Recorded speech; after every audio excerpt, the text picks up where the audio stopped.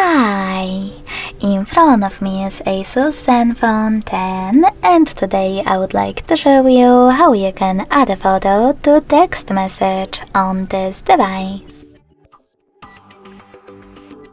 Begin by opening Messages app and selecting one of your chats.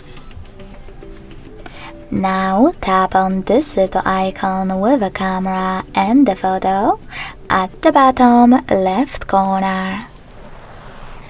Then you can tap on your photo right away or select Gallery section instead.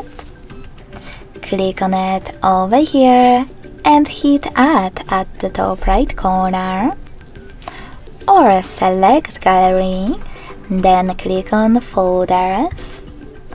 Hold any of your pictures from here and click on Select at the top right corner.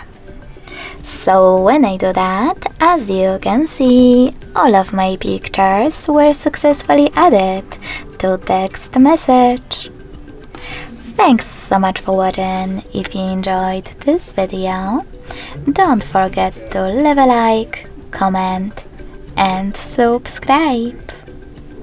Bye!